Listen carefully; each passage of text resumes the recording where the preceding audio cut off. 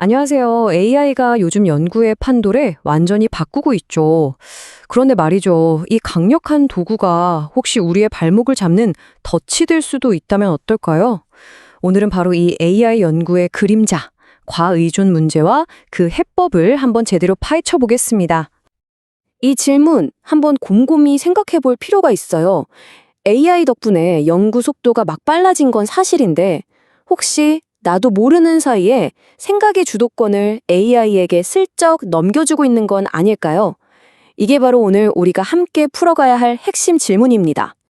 AI 도구들 정말 혁신적이죠. 그런데요, 이게 유용한 조수냐 아니면 위험한 목발이냐는 정말 종이 한 장 차이거든요. 그 선을 넘는 순간 도움은 그냥 의존이 되어버리고 맙니다. 자, 이 슬라이드를 보면 딱 감이 오실 거예요. 우리 앞에 놓인 두 갈래 길을 아주 명확하게 보여주죠. 왼쪽은 AI를 유능한 조수로 만들어서 연구를 더 빠르게 진행하는 길이고요. 오른쪽은 AI라는 목발에 기대다가 결국 혼자서는 걷는 목조차 잊어버리게 되는 길입니다. 우리는 과연 어떤 길을 가야 할까요? 그럼 어떻게 해야 AI를 위험한 목발이 아니라 정말 훌륭한 조수로 쓸 수 있을까요? 다행히 방법이 있습니다. 연구의 주도권을 꽉 잡게 해줄 6가지 원칙. 말하자면 일종의 AI 사용 설명서를 잘 따르면 되는 거죠. 자, 이게 바로 그 핵심 도구 상자입니다. 첫째, 비판적으로 생각하는 힘을 기르고요. 둘째, 연구의 중심은 언제나 인간이어야 한다는 걸 잊지 말아야 합니다. 셋째, 정보는 여러 곳에서 찾아봐야 하고요. 그리고 넷째, 명확한 윤리 기준을 세우고, 다섯째, 끊임없이 배우고 훈련해야 합니다. 마지막으로 가장 중요한 것, 결과는 무조건 사람이 직접 검증해야 한다는 거죠. 이 6가지가 바로 내 연구의 주도권을 지키는 열쇠입니다. 좋습니다. 첫 번째 원칙부터 볼게요. 이 문장이 핵심을 딱 짚어주네요. AI가 내놓은 결과는 정답이 아니라 이제부터 시작하라는 질문지 같은 거예요. 이게 진짜 맞나? 혹시 다른 건 없을까? 이렇게 계속 의심하고 파고드는 것. 그게 바로 연구자의 일 아니겠어요? 두 번째 원칙, 바로 인간 중심 연구입니다. 이게 뭐냐면요. 데이터 정리 같은 단순 반복 작업은 그냥 AI한테 맡기자는 거예요. 대신에 우리는 연구 방향을 잡고 독창적인 가설을 세우고 최종적으로 의미를 해석하는 이런 창의적인 영역에 더 집중하자는 거죠. 이건 오직 우리 인간만이 할 수 있는 일이니까요. 세 번째 원칙은 정보 편식을 하지 말자는 겁니다. AI라는 한 가지 음식만 계속 먹다 보면 생각의 영양실조에 걸릴 수밖에 없어요. 이 슬라이드에 나온 것처럼 책도 보고 인터뷰도 하고 직접 현장에도 나가보고 이렇게 다양한 출처를 넘나들어야만 편향되지 않은 진짜 넓은 시야를 가질 수 있습니다. 네 번째 원칙은 AI에게 명확한 선을 그어주는 거예요. 자, 여기까지는 네가 해도 괜찮아. 하지만 이 부분은 내가 직접 할 거야. 이런 식으로 명확한 가이드라인을 만들어 두는 거죠. 이게 바로 연구의 퀄리티를 지키고 과의존을 막는 아주 중요한 안전장치가 됩니다. 다섯 번째 원칙은 배움을 멈추지 않는 겁니다. 이 차트 좀 보세요. 단순히 도구 사용법만 배우는 게 아니죠. 이 도구의 한계는 뭔지, 어떤 윤리적 문제가 생길 수 있는지, 그리고 AI와 함께 비판적으로 생각하는 방법은 무엇인지 이런 걸 함께 배워야 한다는 겁니다. AI의 강점뿐 아니라 약점과 편견까지 꿰뚫어 볼 수 있을 때 진짜 제대로 된 협업이 가능해지는 거죠. 그리고 마지막, 6번째 원칙. AI가 아무리 그럴듯한 보고서를 만들어 와도요, 최종 결제 도장은 항상 우리, 인간 연구자가 찍어야 합니다. 모든 걸 다시 한번 꼼꼼하게 확인하고 평가하는 이 마지막 단계를 절대 건너뛰어서는 안 돼요. 왜냐하면 최종 책임은 언제나 우리에게 있으니까요. 자, 이렇게 6가지 원칙을 모두 살펴봤습니다. 그렇다면 우리가 오늘 기억해야 할 가장 중요한 메시지는 과연 무엇일까요? 바로 이겁니다. 핵심은 AI를 쓰지 말자는 게 절대 아니에요. 이 문장에서 말하는 것처럼 인간의 창의성과 비판적인 사고를 딱 중심에 두고 AI를 보조 수단으로 활용하는 균형 감각이 필요한 거죠. AI는 정말 훌륭한 항해사가 될 수 있습니다. 하지만 연구라는 배의 선장은 언제나 바로 여러분, 우리 자신이어야 합니다. 참 아이러니하죠. 기술이 발전하면 할수록 오히려 질문을 던지고 깊이 생각하고 새로운 의미를 찾아내는 이런 인간 고유의 능력이 더 중요해질지도 모릅니다. 이 질문에 대한 답을 함께 고민하면서 오늘 설명은 여기서 마치겠습니다. 논문 쓸 때마다 정말 막막하셨죠? 더 이상 혼자서 끙끙 앓지 않으셔도 됩니다. 지금부터 AI라는 아주 강력한 보조 조종사와 함께 이 힘든 과정을 어떻게 확 바꿀 수 있는지 그 비결을 하나하나 알려드릴게요.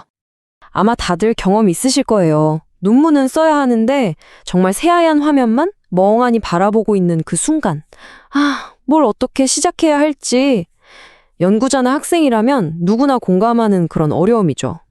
하지만 말이죠. 이제 시대가 바뀌었습니다. 바로 AI 시대잖아요. 이제 AI는 그냥 단순한 도구가 아니에요. 우리의 연구 여정을 함께하는 새로운 파트너라고 생각하시면 됩니다. 자, 그럼 가장 큰 산이죠. 첫 번째 관문. 바로 초안 작성부터 시작해 볼까요? AI를 이용해서 어떻게 텅 빈 페이지를 아주 탄탄한 기초공사로 바꿀 수 있는지 한번 알아보겠습니다.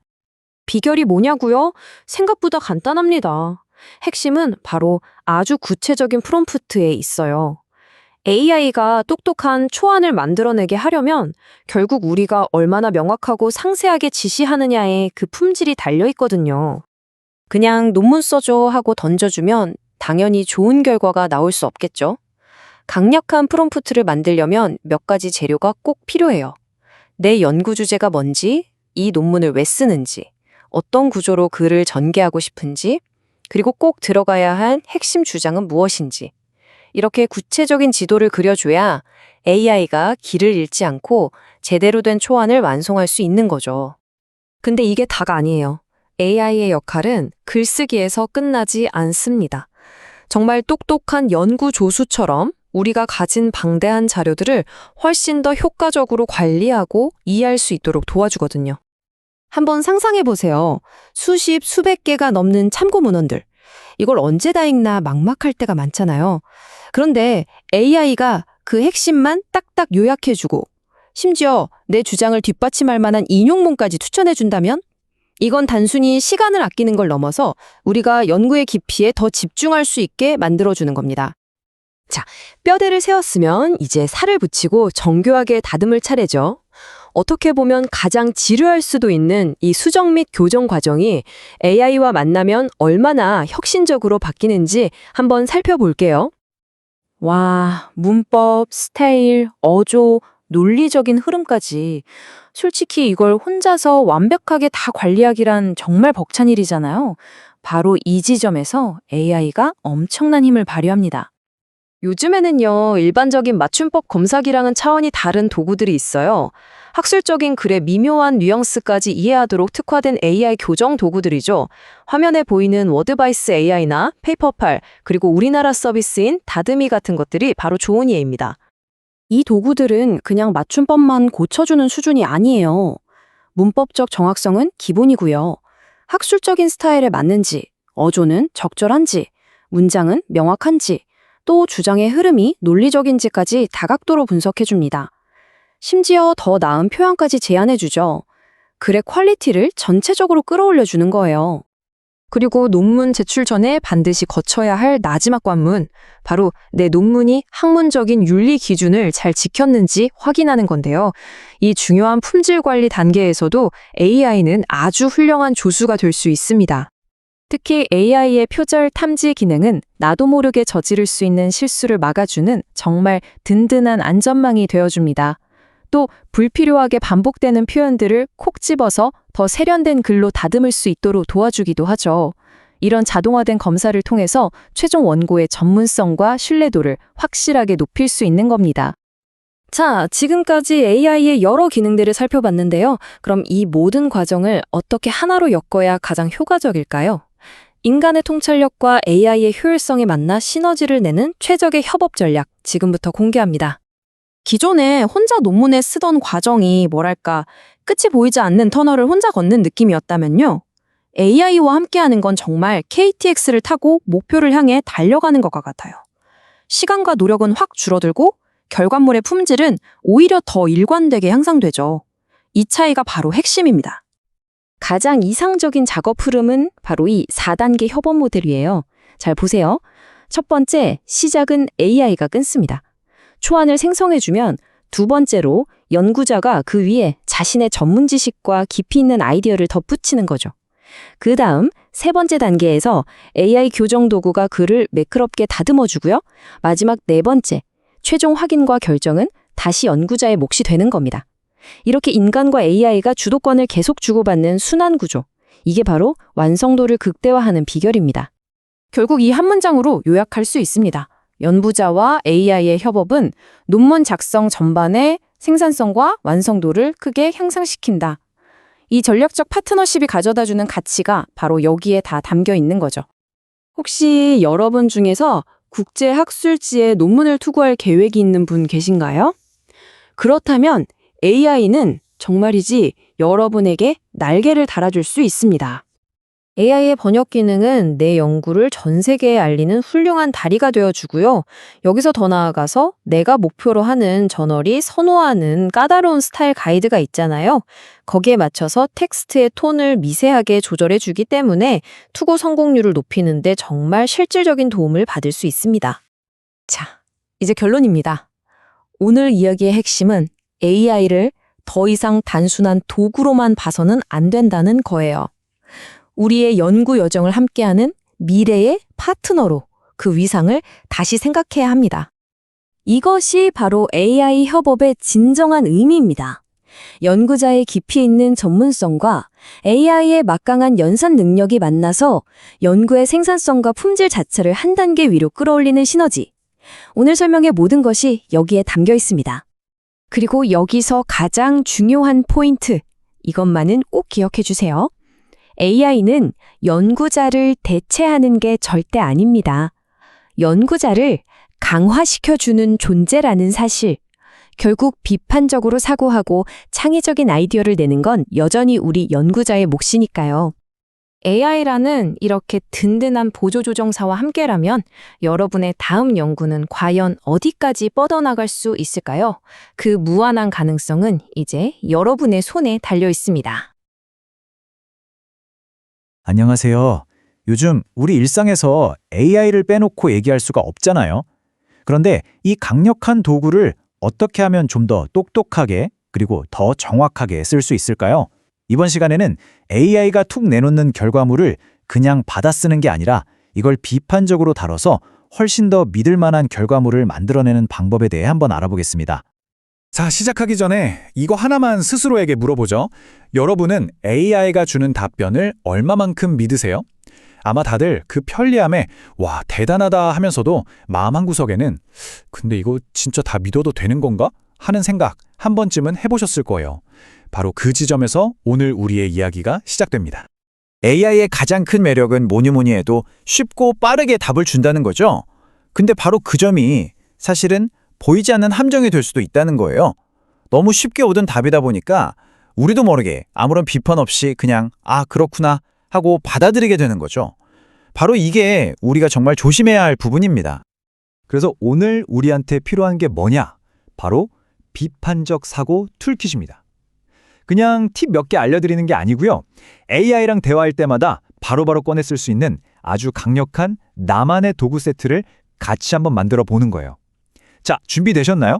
그럼 첫 번째 도구부터 챙겨보겠습니다. 자, 우리의 첫 번째 도구는 바로 사실 확인, 즉 팩트 체킹입니다. 이건 뭐 선택이 아니에요. 모든 AI 사용자의 툴킷에 무조건 들어있어야 하는 가장 기본이면서도 제일 중요한 도구라고 할 수 있습니다. 근데 여기서 말하는 사실 확인은요, 그냥 맞나 틀리나 퀴즈 풀듯이 하는 게 아니에요. AI가 준 정보를 일단 받아서 AI 바깥의 세상, 그러니까 신뢰할 수 있는 여러 다른 자료들이랑 직접 비교를 해보는 거예요. 그래서 그 근거가 진짜 탄탄한지 내가 직접 따져보는 적극적인 행동이라는 거죠. 그럼 이걸 어떻게 하냐고요? 딱 이 간단한 3단계만 기억하세요. 첫 번째, AI가 준 정보를 꼼꼼하게 뜯어보는 거예요. 두 번째는 이걸 들고 정부기관 보고서나 공신력 있는 논문처럼 믿을 만한 다른 자료랑 직접 비교를 해보는 거죠. 그리고 마지막으로 이 정도 근거면 충분한가 하고 스스로 판단을 내리는 겁니다. 정말 간단하죠? 하지만 이 과정 하나가 결과물의 퀄리티를 완전히 바꿔놓습니다. 자, 그럼 이제 두 번째 도구를 툴킷에 추가해 볼까요? 바로 AI의 한계를 아는 것입니다. 이 기술이 뭘 잘하고 또 뭘 못하는지 그 약점을 정확히 알아야 우리가 그 함정에 빠지지 않고 지혜롭게 피해갈 수 있겠죠. AI한테는 동전처럼 양면이 있어요. 강점은 뭐 다들 아시죠? 엄청나게 많은 데이터를 진짜 순식간에 처리하잖아요. 근데 한계도 분명합니다. 학습한 데이터에 들어있는 옛날 편견을 그대로 배울 수도 있고요. 가끔은 아예 없던 사실을 너무나 그럴듯하게 지어내기도 해요. 그리고 결국 데이터가 없으면 아무것도 못한다는 근본적인 한계도 있죠. 이 점을 항상 머릿속에 넣어둬야 합니다. 자, 이제 툴킷을 채울 세 번째 도구 나갑니다. 바로 관점 확장하기예요.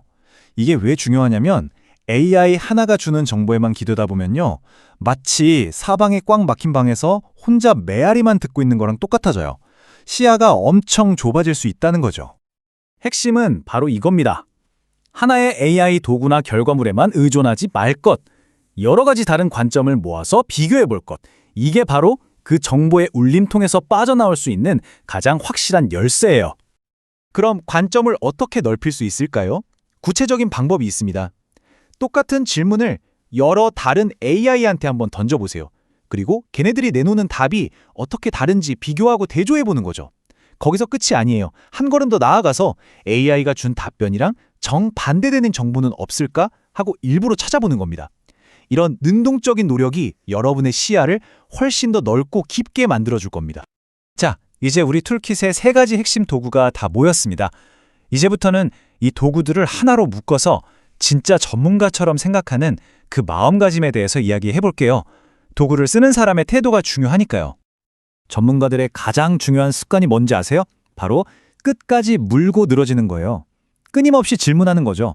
AI가 첫 번째 답변을 줬다고 해서 거기서 절대 만족하면 안 됩니다. 왜 그런데? 그 근거는 뭔데? 이렇게 계속 추가 질문을 던지면서 애매한 부분을 파고들어서 명확하게 만들어야 해요. 그리고 이것도 정말 중요해요. AI는 정말 훌륭한 조수죠. 하지만 그 분야의 진짜 전문가가 가진 미묘한 통찰력이나 직관을 대신할 수는 없어요. 그러니까 AI가 정리해준 자료를 딱 들고 실제 전문가한테 가서 피드백을 한번 받아보세요. 그 과정에서 진짜 생각지도 못했던 보석 같은 아이디어를 얻게 될 겁니다. 자, 그리고 마지막입니다. 바로 배움을 멈추지 않는 자세예요. AI 기술은 정말 하루가 다르게 발전하잖아요. 그러니까 새로운 기술이 뭐가 나왔는지 또 어떻게 쓰면 더 좋은지 꾸준히 공부하면서 내 비판적 사고라는 칼날을 계속 날카롭게 가는 거죠. 이게 바로 이 시대를 앞서 나가는 진짜 전문가의 모습 아닐까요? 자, 그럼 오늘 우리가 함께 만든 이 멋진 툴킷 한번 정리해 볼까요? 첫 번째 도구, 모든 걸 사실 확인한다. 두 번째, AI의 한계를 정확히 안다. 세 번째, 관점을 넓힌다. 그리고 이 모든 것을 아우르는 마음가짐, 바로 전문가처럼 생각하기입니다. 결국 이 모든 노력의 최종 목표는 뭘까요? 바로 이겁니다. AI를 그냥 답이나 찾아주는 기계로 보는 게 아니라 나와 함께 일하는 창의적인 파트너로 삼는 거죠. 그래서 훨씬 더 탄탄하고 믿을 수 있고 정말 한 차원 높은 수준의 결과물을 함께 만들어내는 것. 그게 우리의 목표입니다. 오늘 우리는 AI 시대에 꼭 필요한 생존 도구, 비판적 사고 툴킷을 함께 만들어봤습니다. 이제 여러분은 더 이상 정보를 수동적으로 받아들이는 사람이 아니에요. 통찰력 있는 질문을 던지는 능동적인 탐험가입니다. 자, 그렇다면 이제 여러분은 AI에게 무엇을 물어보시겠습니까? 안녕하세요. 요즘 AI 때문에 정말 난리죠. 특히 학문 연구 분야에서는 거의 혁명 수준인데요. 근데 이게 잘 쓰면 약이지만 잘못 쓰면 정말 큰일 날 수 있는 독이 될 수도 있거든요. 그래서 오늘은 어떻게 하면 이 AI를 똑똑하고 또 안전하게 쓸 수 있는지 그 핵심만 쏙쏙 뽑아서 같이 한번 알아보겠습니다. 자, 그럼 바로 본론으로 들어가 볼까요? 아마 많은 분들이 제일 궁금해하는 질문일 거예요. 그래서 AI가 내 논문 그냥 처음부터 끝까지 다 써줄 수 있나? 바로 이겁니다. 놀랍게도 대답은 네, 가능합니다. 기술적으로는요. 하지만 그 대가가 상상 이상으로 클 수 있어요. 여러분의 학위가 날아가는 건 물론이고 심하면 아예 학교에서 쫓겨날 수도 있다는 거죠. 바로 이 지점 때문에 우리가 오늘 이 이야기를 해야 하는 겁니다. 도대체 왜 이렇게까지 위험한 걸까요? 일단 좋은 점부터 한번 얘기해 볼게요. AI, 이거 정말 엄청난 잠재력을 가진 말 그대로 나만의 연구 조교가 될 수 있거든요. 자료 요약해달라고 하면 뚝딱 해주고, 글 초안 다듬어주고, 막 꼬여있는 복잡한 문장도 아주 깔끔하게 정리해주잖아요. 진짜 유용하죠. 근데 여기서 진짜 중요한 원칙 하나는 무조건 기억하고 넘어가야 해요. 바로 이겁니다. AI는 공동저자가 아니라 그냥 도구라는 거. 우리가 계산기 쓴다고 계산기가 수학 문제 풀어준 거라고 안 하잖아요. 워드 쓴다고 워드가 글 써준 거라고 안 하고요. 똑같아요. 모든 아이디어, 모든 연구의 핵심은 바로 여러분 자신한테서 나와야 한다는 겁니다. 자, 이렇게 AI의 좋은 점들을 봤으니까 이제는 동전의 뒷면을 볼 차례입니다. 바로 AI 글쓰기에 숨겨진 함정들이죠. 이게 무서운 게 잘 보이지도 않는데 한번 빠지면 정말 치명타를 입을 수 있다는 거예요. 첫 번째 함정, 바로 보이지 않는 표절이에요. 이게 무슨 말이냐면 AI가 만들어낸 글이 있잖아요. 근데 그게 사실은 여러분도 모르게 인터넷 어딘가에 있는 다른 사람 글을 출처 표시도 없이 그냥 쓱 긁어온 걸 수 있다는 거죠. 이건 뭐 빼도 박도 못하는 연구 부정행위가 되는 겁니다. 그리고 이것도 정말 조심해야 하는데요. 바로 AI가 일으키는 환각 현상이라는 겁니다. 들어보셨나요? AI가 아주 그럴싸하게 진짜 있는 것처럼 논문 이름이나 저자를 막 지어내는 거예요. 근데 알고 보면 세상에 없는 가짜 정보인 거죠. 이걸 모르고 그냥 썼다? 그럼 여러분, 논문 전체의 신뢰도가 그냥 와르르 무너지는 겁니다. 여기서 끝이 아니에요. 법적인 문제까지 갈 수 있습니다. AI가 만들어준 문장이나 규림이 알고 보니 다른 사람의 저작권을 침해한 거일 수 있다는 거죠. 만약 이게 문제가 되면 그냥 학교에서 징계받고 끝나는 게 아니라 진짜 법정까지 가야 할 수도 있는 심각한 상황이 될 수 있어요. 그리고 마지막 함정은 바로 규정입니다. 지금 전 세계 모든 대학교, 모든 학회들이 AI 사용에 대한 규칙을 막 만들고 있어요. 계속 바뀌기도 하고요. 그래서 논문 내기 전에 내가 속한 학교나 학회의 최신 규정이 뭔지 확인 안 하면 나도 모르는 사이에 규정 위반자가 되어 있을 수도 있다는 겁니다. 자, 그럼 만약에 이런 함정들에 빠지면 실제로 어떤 일이 벌어질까요? 그냥 말로만 듣는 거랑은 차원이 다를 겁니다. 지금부터는 그야말로 냉혹한 현실을 한번 보시죠. 이거요, 그냥 지어낸 얘기가 아닙니다. 실제 있었던 일들을 바탕으로 한 거예요. AI가 써준 내용을 그대로 복붙해서 냈다가 결국 걸려서 몇 년 동안 피땀 흘려 얻은 학위가 그냥 종이 조각이 되어버린 그런 끔찍한 사례들이 이미 나오고 있습니다. 근데 단순히 학위 취소해서 끝나는 게 아니에요. 여기 보시는 것처럼 퇴학당할 수도 있고 F학점 받거나 아예 학점이 취소될 수도 있죠. 더 무서운 건 학계에서 저 사람은 믿을 수 없는 사람이라고 낙인 찍히는 거예요. 그럼 그걸로 끝이죠. 심지어 업무방해죄 같은 걸로 법적 처벌까지 받을 수 있다니까요. 이거 정말 가볍게 생각할 문제가 절대 아닙니다. 자, 이렇게 무서운 얘기를 계속했으니까 좀 겁나실 수도 있는데 이제부턴 해결책을 이야기해 볼게요. 너무 걱정 마세요. 여러분의 소중한 연구와 미래를 지켜줄 AI를 안전하게 쓰는 7가지 규칙, 지금부터 딱 정리해드리겠습니다. 이 7가지 규칙이 여러분의 안전벨트라고 생각하시면 돼요. 하나씩 볼게요. 첫째, 투명하게 밝히세요. 어떤 AI 썼고 어떻게 썼는지 솔직하게 다 적는 겁니다. 둘째, 독창성을 지키세요. AI는 글을 다듬는 용도로만 쓰고 핵심 아이디어는 무조건 여러분 머리에서 나와야 합니다. 셋째, 절대 AI를 저자 목록에 올리면 안 돼요. AI는 그냥 도구, 그 이상도 이하도 아닙니다. 넷째, AI가 뱉어내는 모든 정보는 하나부터 10까지 직접 검증해야 합니다. 인용, 데이터 전부 다요. 다섯째, 이게 다른 사람 저작권을 침해하는 건 아닌지 항상 의심하고 확인해야 하고요. 여섯째, 내가 속한 학교나 기관의 최신 규정은 무조건 따라야 합니다. 마지막 7번째, 개인정보나 기밀 같은 민감한 데이터는 AI에 넣기 전에 꼭 익명으로 바꿔야 하고요. 어때요? 이것만 잘 지켜도 웬만한 위험은 다 피해갈 수 있겠죠? 자, 이제 거의 다 왔습니다. 마지막으로 여러분이 제출 버튼을 누르기 바로 직전에 스스로를 지키기 위해 점검해 볼 수 있는 아주 유용한 체크리스트를 하나 드릴게요. 이게 바로 여러분의 연구 윤리를 지키는 최후의 보루, 마지막 방어선이라고 생각하세요. 진짜 몇 분 안 걸리거든요. 이걸 꼭 확인하는 습관을 들이시는 게 중요합니다. 딱 이 네 가지만 확인하시면 됩니다. 첫째, 내가 어떤 AI를 어떻게 썼는지 꼼꼼하게 기록해뒀나? 둘째, 거기서 나온 모든 내용, 사실 검증은 내 손으로 직접 다 했나?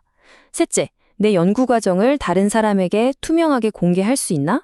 그리고 마지막으로 제일 중요한 거, 우리 학교 규정은 다 지켰나? 이 네 가지 질문에 모두 자신 있게 네 라고 대답할 수 있을 때, 그때 안심하고 제출 버튼을 누르시는 겁니다. AI 정말 강력한 도구 맞습니다. 의심의 여지가 없죠. 하지만 여러분, 모든 강력한 도구에는 그만큼 무거운 책임이 따르는 법입니다. 오늘 우리가 함께 살펴본 내용들을 기억하시면서 부디 이 엄청난 기술을 현명하고 또 책임감 있게 사용하는 그런 연구자가 되시길 바랍니다. 결국 핵심은 도구가 아니에요. 그 도구를 쓰는 바로 여러분 자신에게 모든 것이 달려 있으니까요.